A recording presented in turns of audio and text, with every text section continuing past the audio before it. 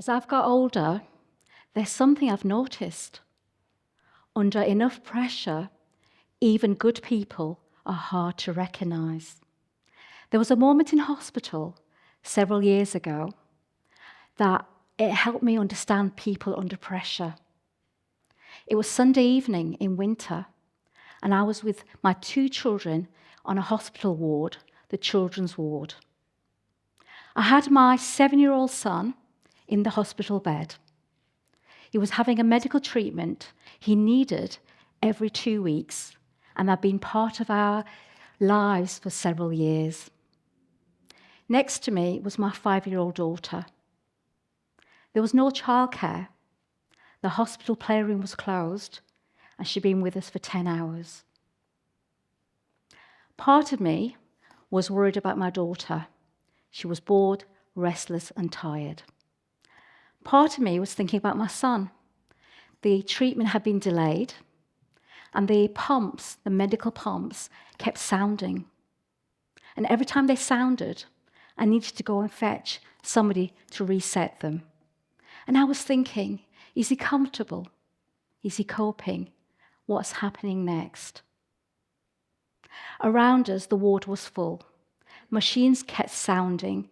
People were busy moving around. Everything needed attention. My mind was split between the two, and I felt pulled in all directions. You know that feeling when everything starts to tighten? Your patient gets thinner. Everything narrows. That was me. I was not my usual self. I was short with the staff. All I could think of was that I'm carrying so much pressure. I just wanted to go home.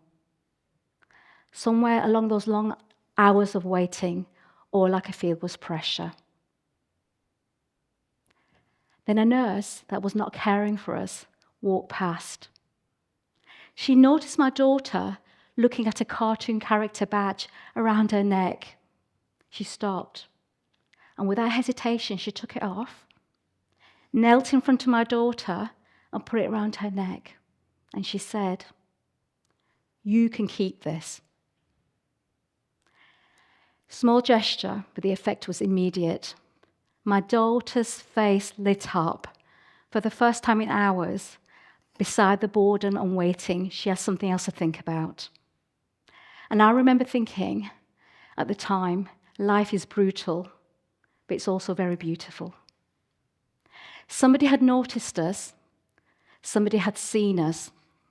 That nurse was in her 60s, had worked there for more than 40 years, and on that particular day had been on shift for more than 11 hours.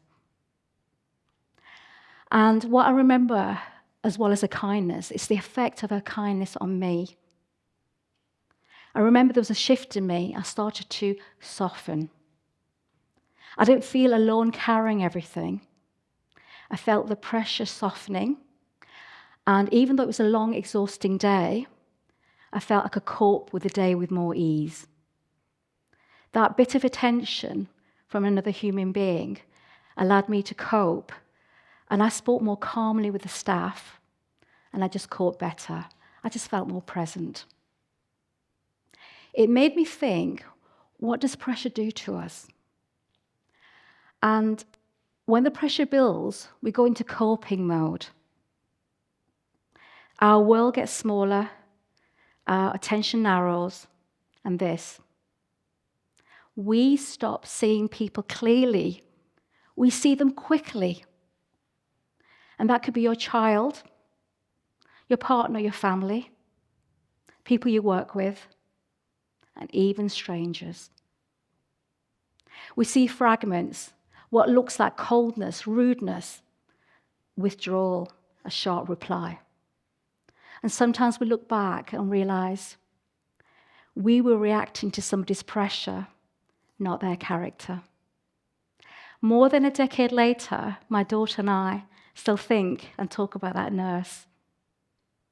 She helped me understand people under pressure, including myself.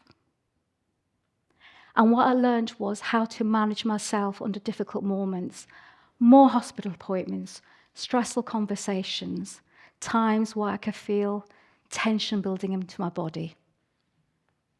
And I learned that there were small actions that could soften my pressure surprisingly quickly. And one of my favorites is this.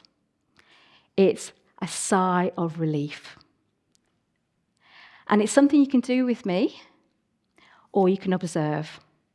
And what I love about a sigh of relief is that often your body takes in the in-breath for you. So we're just going to let ourselves sigh. Ah. And perhaps again. Ah. And if a small natural smile forms, even better.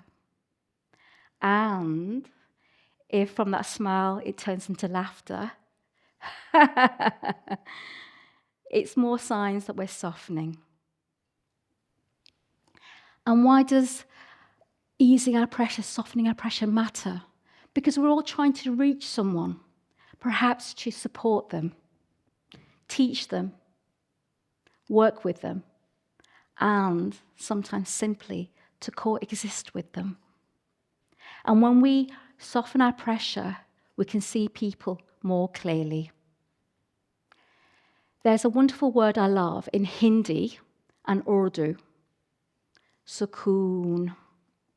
It's a word that my mum taught me, and it's a kind of ease and settling in the body. Because when we soften our pressure, even slightly, we stop misreading each other and start recognizing each other again.